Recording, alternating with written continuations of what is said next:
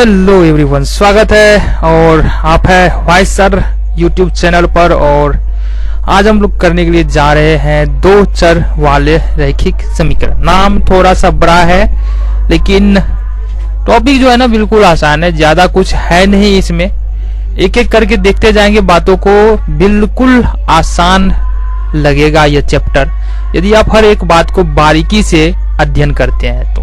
ठीक है, बने रहिए मेरे साथ। यदि चैनल पर नए हैं तो चैनल को सब्सक्राइब कीजिए और साथ ही साथ वीडियो को पूरा जरूर देखिएगा। ठीक है, तो यहाँ पर सबसे पहले बात कर लेते हैं। हम पढ़ने वाले हैं दो चर वाले रैखिक समीकरण।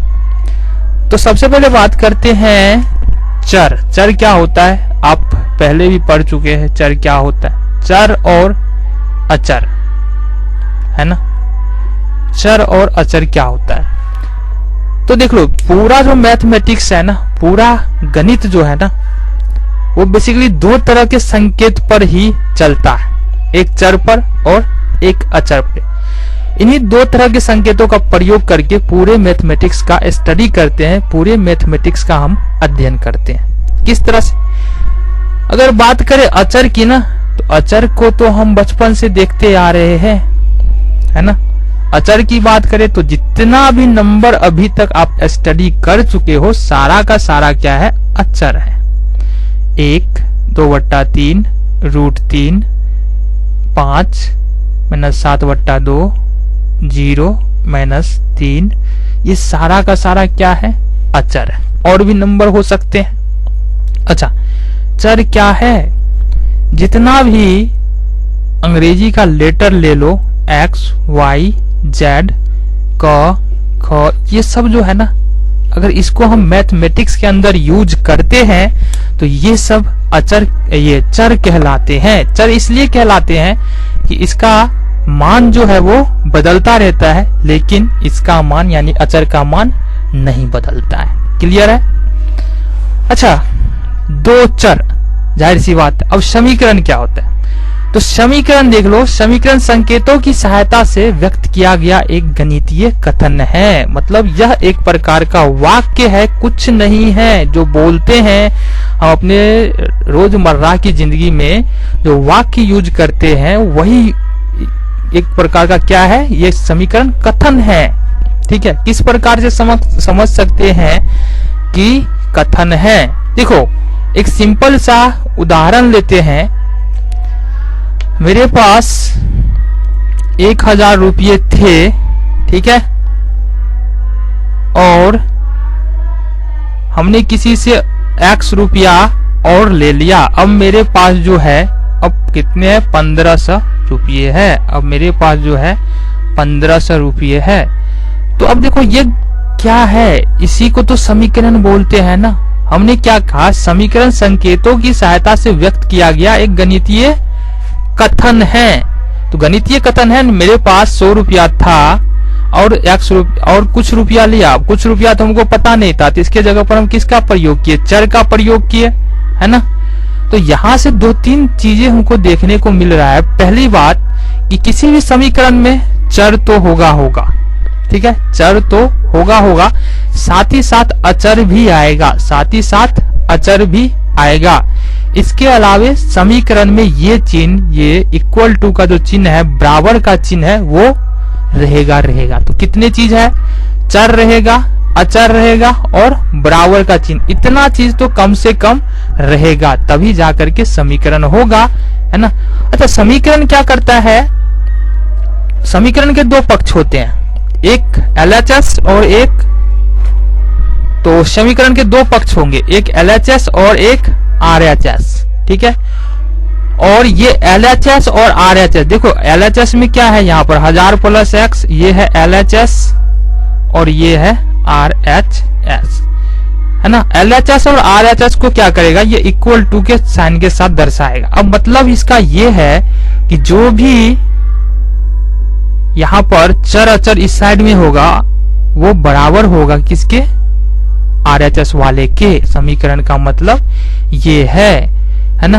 अब देखो यहाँ पर, यहाँ से आगे पढ़ते हैं। यह एक गणितीय कथन है ना।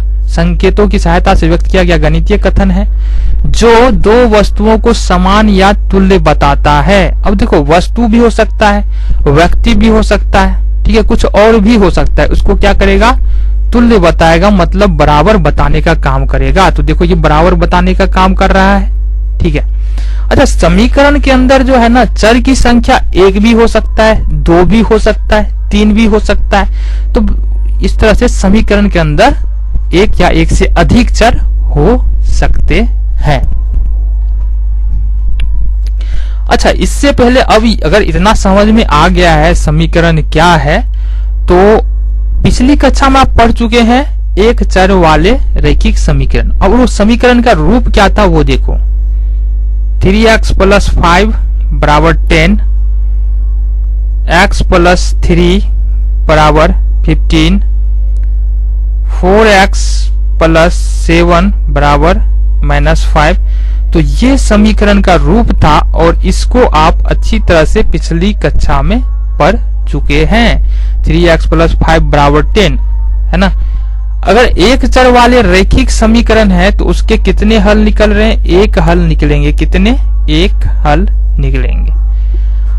अच्छा, इसके मान को क्या किया जाता है, संख्या रेखा पर भी दर्शाया जाता है। इसका जो भी मान होता है ना, उसको संख्या रेखा पर भी दर्शाया जाता है। जैसे कि मान लो यहाँ पर यदि दूसरे वाले समीकरण को अगर सॉल्व करेंगे तो क्या निकलेगा, यहाँ पर देख लो x + 3 = 15 है, तो x बराबर यहाँ पर 15 - 3 = 12 आ जाएगा। और 12 को तो हम जानते हैं अच्छी तरह से संख्या रेखा पर क्या कर सकते हैं, दर्शा सकते हैं। अच्छा, यहाँ पर कुछ और भी ले लो, 4x, ये देखो 3x + 5 = 10 है ना, 3x + 5 = 10। तो यहाँ से 3x बराबर हो जाएगा 10 - 5, 3x बराबर हो जाएगा 5 और x बराबर हो जाएगा 5/3। तो आप 5/3 को भी क्या कर सकते हो, संख्या रेखा पर दर्शा सकते हो। पिछली कक्षा में हम लोग ये बात पढ़ चुके हैं। तो हमको भी क्या पढ़ना है, दो चर वाले। तो कुछ और बातें जान लेते हैं समीकरण के बारे में, वो क्या है, ठीक है। वो देख लो 3x और +5 बराबर ये 10 है, ठीक है। ये एक उदाहरण ले रहे हैं, इसके साथ क्या करने वाले हैं अभी पता चल जाएगा। देखो, समीकरण में वैसी कौन सी क्रिया है जो हम करेंगे और समीकरण पर कोई प्रभाव यानी कोई इफेक्ट नहीं पड़ेगा, है ना। देखो, समीकरण ये पहले बता चुके, समीकरण का दो पक्ष होता है, एक LHS और एक RHS, यानी कि एक बाया पक्ष होता है, एक दाहिना पक्ष, और बीच में = का साइन होता है, ठीक है। अब यहाँ पर यदि किसी भी समीकरण में, समीकरण के दोनों तरफ यानी LHS और RHS में यदि समान संख्या जोड़ी जाए या घटाई जाए तो समीकरण में कोई फर्क नहीं पड़ता है, उसके मान में किसी तरह का बदलाव नहीं आता है। कैसे कह सकते हैं हम, देखो चेक कर लेते हैं। अगर यहां से 3x + 5 और यहां पर मान लो 5 जोड़ दिए, और इस साइड भी हमको क्या करना पड़ेगा, 5 जोड़ना पड़ेगा। तो यहाँ से 3x और प्लस हो जाएगा 10 और इधर से हो जाएगा 15, है ना। तो ये समीकरण और ये समीकरण जो है ना, ये वाला समीकरण दोनों सेम ही समीकरण है। दोनों का यदि आप हल निकालने जाएंगे यहाँ से तो क्या निकलेगा, एक ही हल निकलेगा। तो कोई फर्क नहीं। अगर यहाँ से घटाएंगे भी 3x + 5 ये हमारा समीकरण है, और यहां से हम मान लो 3 घटा रहे हैं, तो दूसरे साइड भी = के दूसरे साइड क्या हमारा 10 है, तो इधर भी क्या करना पड़ेगा, 3 घटाना पड़ेगा। तो यहां से 3x और +2 बराबर 7। अब आप ये इस समीकरण को ले लो और इस समीकरण को ले लो, ये दोनों समीकरण जो है क्या है, सेम है, कोई भी अंतर नहीं है। आप इसका हल निकालो या इसका हल निकालो, दोनों का हल क्या होगा, एक ही निकलेगा। तो ये बातें हैं समीकरण के। देखो, समीकरण के दोनों ओर यदि समान संख्या जोड़ी जाती है और घटाई जाती है तो समीकरण में किसी प्रकार का अंतर नहीं होता। ये क्रियाएं की जा सकती है। अब ये क्रियाएं करते क्यों है ना, वो जैसे आप आगे बढ़ोगे, है ना, तो देखने के लिए मिलेगा। कुछ क्वेश्चंस को सॉल्व करने के लिए कुछ समान संख्या जोड़ी जाती है या घटाई जाती है। अच्छा, ये तो ये बात हो गई। दूसरी बात है यहाँ पर इसी समीकरण को रखते हैं 3x + 5 अब बराबर 10। अब इस समीकरण में देख लो एक बात और है, यदि समीकरण के दोनों ओर है ना, समीकरण के दोनों ओर शून्येतर संख्या से या गुना किया जाए या भाग किया जाए तो समीकरण के मान में, समीकरण की वैल्यू में किसी प्रकार का फर्क नहीं पड़ता। शून्येतर का मतलब होता है जीरो को छोड़ के, शून्येतर का मतलब होता है कि जीरो नहीं होगा, जीरो को छोड़ के किसी भी संख्या से आप दोनों ओर अगर करना है तो दोनों ओर करना है। मान लो 3x + 5 को 5 से गुना करना है तो इसका मान कब नहीं बदलेगा, जब 5 से इधर भी और 5 से इधर भी गुना करेंगे। अब भाग भी देना है तो 3x + 5 इसमें पूरा भाग दे दो और इधर से 5 में इधर भी पूरा भाग दे दो, तब जाकर के यहाँ पर मान क्या होगा, इसका नहीं बदलेगा। आप इसका मान निकालो या इसका मान निकालो या इसका मान निकालो, तीनों केस में आपको वैल्यू क्या आने वाला है, समान आने वाला है ना। तो आगे देखते हैं रैखिक समीकरण को, दो चर वाले रैखिक समीकरण। तो दो चर वाले रैखिक समीकरण, अभी तक हम जान चुके हैं समीकरण क्या होता है और एक चर वाले रैखिक समीकरण क्या होता है। अब हमको यहाँ पर समझना है कि दो चर वाले रैखिक समीकरण क्या होता है, ठीक है। तो अगर एक चर वाले रैखिक समीकरण की बात करें तो एक चर वाले रैखिक समीकरण का फॉर्म क्या होता है, ax + b = 0। ये एक चर वाले रैखिक समीकरण का फॉर्म है। यहाँ पर a, जहां पर जो है a 0 नहीं होगा, ठीक है। ये एक, जैसे एक उदाहरण की बात करें 3x + 5 = 0, 5x + 6 = 0। तो ये सारे के सारे एक चर वाले रैखिक समीकरण का उदाहरण है और इसका ये फॉर्म होता है, जहां a और b को क्या बोलते हैं, गुणांक बोलते, a को क्या बोलते हैं, x का गुणांक बोलते हैं। अगर बात करें दो चर वाले रैखिक समीकरण का, इसका फॉर्म होता है ax + by + c = 0। अब इसको समझ लेते हैं। यहां से हमारा a x का गुणांक, b y का गुणांक और c अचर पद है, ठीक है। उदाहरण से कुछ ज्यादा क्लियर हो जाएगा। अगर कभी भी दो चर वाले रैखिक समीकरण आएगा तो एक जगह पर कोई वास्तविक संख्या होगा। वास्तविक संख्या मतलब कुछ भी, जो जितना नंबर हम अभी तक पढ़े हुए हैं। तो देखो एक जगह पे 3 ले लिए, b के जगह पर 4 ले लेते हैं और यहाँ c के जगह पर 5 ले लेते हैं। तो ये हमारा एक दो चर वाले रैखिक समीकरण बन गया। उदाहरण और देख लेते हैं, ठीक है। एक जगह पर कुछ भी ले लो, आप 5 ले लो तो ये 5x हो जाएगा। अच्छा, यहाँ पर b के जगह पर है ना, b के जगह पर हम -3 लेते हैं, क्योंकि हम बोल रहे हैं कि वास्तविक संख्या मतलब कुछ भी ले सकते हैं संख्या में कुछ भी। तो b के जगह पर -3 ले लिए और y के जगह पर तो y ही है, +5 = 0। तो यहां से देखेंगे 5x और ये माइनस हो जाएगा, प्लस माइनस -3y + 5 = 0।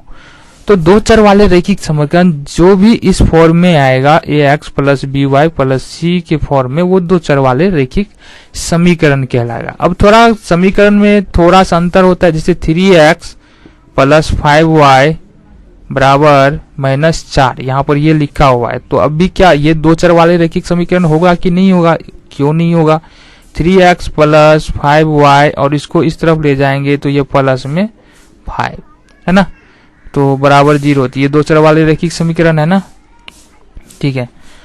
अब यहाँ पर क्वेश्चन है कि क्या ax + b, ax और प्लस b = 0, क्या ये दो चर वाले रैखिक समीकरण है। ax + b = 0 दो चर वाले रैखिक समीकरण है।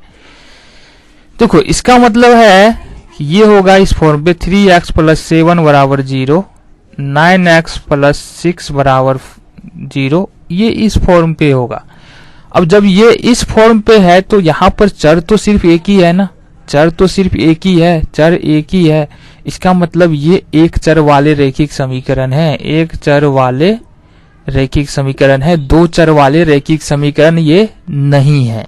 हालांकि एनसीईआरटी की बुक में दिया हुआ है कि ये जो है ना दो चर वाले रैखिक समीकरण है, लेकिन ये दो चर वाले रैखिक समीकरण है नहीं, ठीक है। अब देख लेते हैं, अगर कोई एक चर वाला रैखिक समीकरण है और उसको बोला जाए कि दो चर वाले रैखिक समीकरण में लिखने के लिए बोला जाए तो किस तरह से कर सकते हैं। जैसे मान लेते हैं यहाँ पर x बराबर अगर 3 दिया हुआ है तो ये कितने चर का समीकरण है, एक चर वाले, एक ही चर है ना, एक चर वाले रैखिक समीकरण है। इसको हमको दो चर वाले रैखिक समीकरण में व्यक्त करना है। सबसे पहला काम क्या करेंगे, 3 को इस तरफ ले आएंगे तो ये हो जाएगा x माइनस 3 बराबर 0। अब यहाँ पर चर चाहिए हमको दो, एक चर x है, दूसरा चर y लेते हैं। अब देखो अगर y नहीं हो तो समझ लो y का वैल्यू कितना, 0। तो यहाँ पर x प्लस 0y माइनस 3 बराबर 0। तो ये हमारा इसका हो गया दो चर वाले रैखिक समीकरण में रूपांतरण, है ना, ये दो चर वाले रैखिक समीकरण में रूपांतरण। और भी उदाहरण देख लेते हैं। ये 3y बराबर 6 लिखा हुआ है ना। तो अगर इसको लिखेंगे सबसे पहले क्या करेंगे, 6 को इस तरफ लाते हैं, 3y माइनस 6 हो जाएगा। अब यहां से x गायब है ना, बराबर में 0। अब यहां से x क्या है, x यहां पर नहीं है तो x, अब पहले में y नहीं था तो y क्या था, y के जगह y का जो गुणांक था वो क्या था, 0 था, है ना। तो यहाँ भी x का गुणांक क्या कर लेंगे, 0 और प्लस 3y माइनस 6। ये सिंपली ये हो गया रूपांतरण किसका, एक चर वाले रैखिक समीकरण का दो चर वाले रैखिक समीकरण में दिखाना। एक बार फिर से बता रहे हैं कि ये जो भी समीकरण है x बराबर 3 और 3y माइनस 6, ये एक चर वाले रैखिक समीकरण है, दो चर वाले रैखिक समीकरण नहीं है। दो चर वाले रैखिक समीकरण वही होगा जिसमें दो चर होगा, जैसे कि ये हो गया, ये हो गया, ये हो गया, ठीक है। अब बात करते हैं दो चर वाले रैखिक समीकरण के हल का।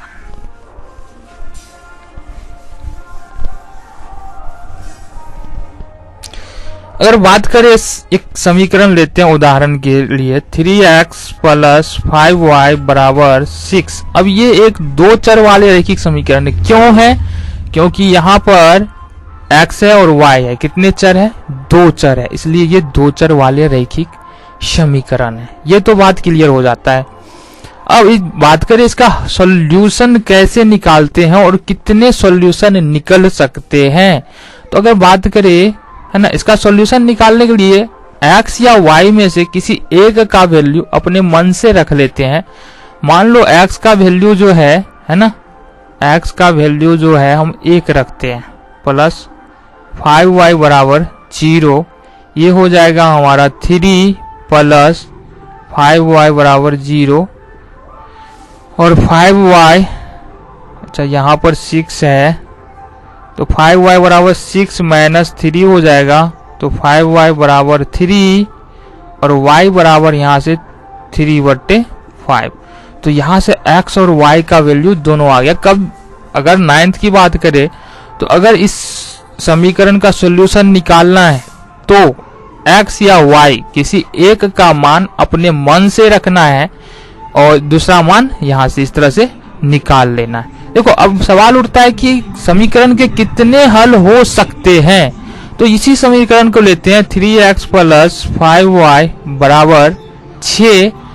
अब देखो ये x के जगह पर हम 2 रखते हैं, x के जगह पर 2 रखे, 5y बराबर 6। ये हो जाएगा 6 प्लस 5y बराबर में 6 और या 5y बराबर 6 माइनस 6, तो 5y बराबर 0 और y बराबर 0/5 बराबर 0।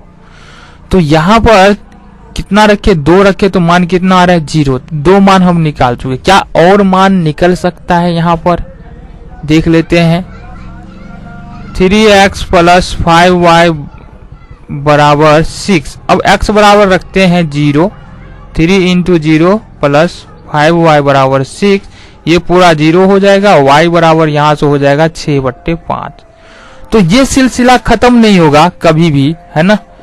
आप अगर संख्या को बदलते जाओगे, यानी कि x का मान बदलते जाओगे, तो y का अलग अलग मान आता जाएगा। इसलिए हम बोल सकते हैं कि दो चर वाले समीकरण के अनेक हल होते हैं। कितने हल होते हैं, दो चर वाले समीकरण के अनेक हल होते हैं। लिख सकते हैं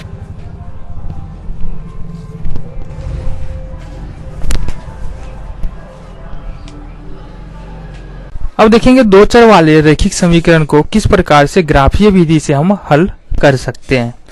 तो ग्राफीय विधि से हल करना है तो इसके लिए आपको जो है ना, जो पिछला चैप्टर है हमारा 3.1, 3.2 और 3.3 यानी कोऑर्डिनेट ज्योमेट्री निर्देशांक ज्यामिति, उसकी जानकारी यहाँ पर होनी चाहिए।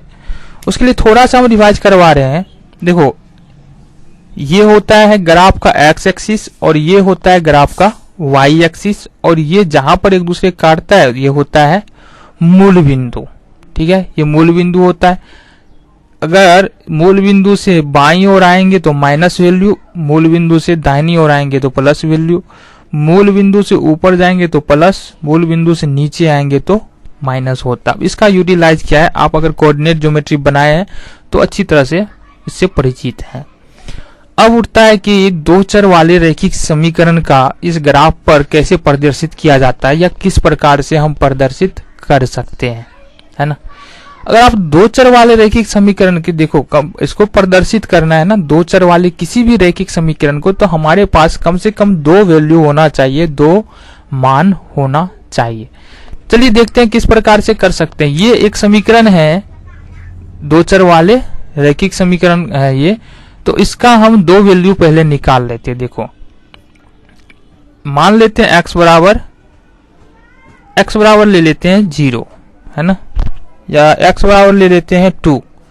x बराबर जब x बराबर 2, है ना, तो यहां पर 2 रखेंगे प्लस 2y बराबर 6। ये इस तरफ जाएगा, दूसरी तरफ तो माइनस हो जाएगा, 2y बराबर 6 माइनस 2, यहां से 2y बराबर हो जाएगा 4। तो y बराबर यहां से 4/2 कितना निकल गया, 2। तो एक वैल्यू हमारा यहां से आ जाएगा x बराबर 2 और y बराबर 2। ठीक है, अब यहां से दूसरा वैल्यू लेते हैं जब x बराबर 4। ठीक है, तो यहां से समीकरण क्या है हमारा, x प्लस 2y बराबर 6। अब x बराबर क्या रखना है, 4, तो 4 यहां पर चाहिए, 2y बराबर में 6, या 2y बराबर 6 माइनस 4, या 2y बराबर 2। इसका मतलब y बराबर हमको निकलेगा 1। दूसरा वैल्यू निकल रहा है हमारा 4 और 1, यानी कि पहला मान जो रखे वो हम रखे थे 2, आया कितना 2, यानी कि पहला वैल्यू जो है वो x का है और दूसरा वैल्यू जो है वो y का है। इतना बात ध्यान में रखो। अब आते हैं ग्राफ पर कि ग्राफ पर इसको कैसे प्रदर्शित कर सकते हैं। ठीक है, इसी तरह से अगर ग्राफीय विधि से हमको हल चाहिए तो सबसे पहले एक वैल्यू क्या करेंगे, कोई भी x का या y का अपने मन से रखेंगे और वैल्यू कुछ ऐसा रखेंगे जो या बटे में नहीं आए और जो दशमलव में नहीं है। ठीक है, ताकि ग्राफ पर प्रदर्शित करने में आसानी हो। तो एक वैल्यू जो है अपने मन से रखेंगे, दूसरा वैल्यू क्या होगा, आ जाएगा, और जब वैल्यू आ जाए ना तो इसको क्या करना है, इस प्रकार नहीं लिखना है, इसको जो है ना मान सारणी बनाना है इस तरह से।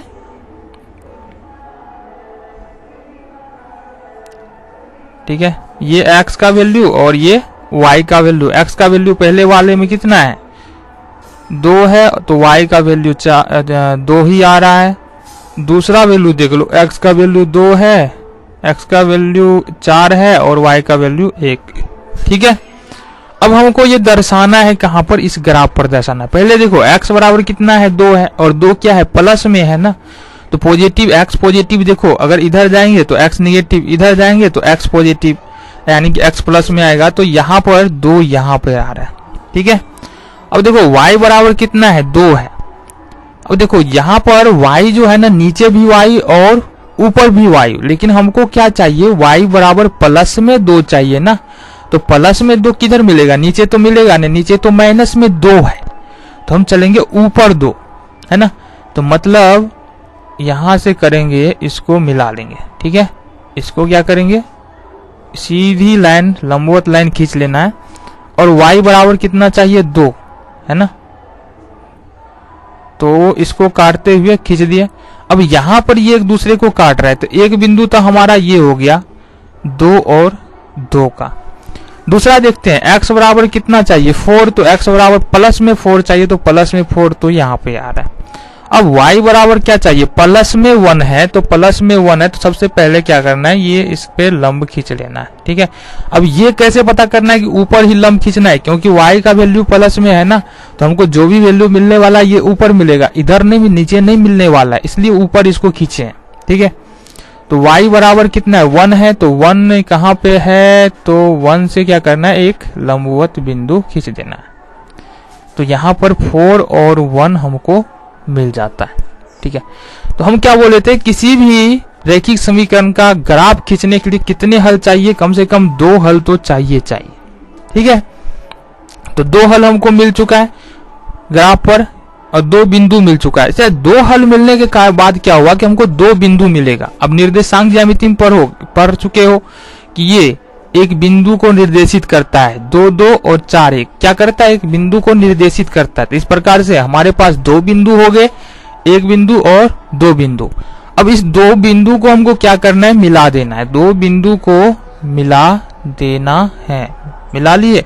तो इस 2 बिंदु को मिलाने से जो रेखा प्राप्त हो रहा है ना, वो किसका हल है, x प्लस 2y बराबर 6 का। ये रेखा जो है किसका हल है, x प्लस 2y प्लस बराबर 6 का, इस समीकरण का हल है। अच्छा, एक बात और जानना है, x प्लस 2y प्लस बराबर 6 इस समीकरण का और भी हल हो सकते हैं। अनेक हल होता है 2 चर वाले रैखिक समीकरण का, और भी हल हो सकते हैं। और वो हल जो होगा क्या होगा, इसी रेखा पर जो भी वैल्यू आएगा इसी रेखा पर आएगा, चाहे इधर आ जाए चाहे आगे आ जाए, लेकिन इसी रेखा पर कहीं न कहीं जो भी, यानी कि इस रेखा पर जो भी बिंदु होगा वो किसका हल होगा, वो हल हो जाएगा इस समीकरण का। ठीक है, क्लियर है। तो ये था 2 चर वाले रैखिक समीकरण का हल ग्राफ ये विधि से।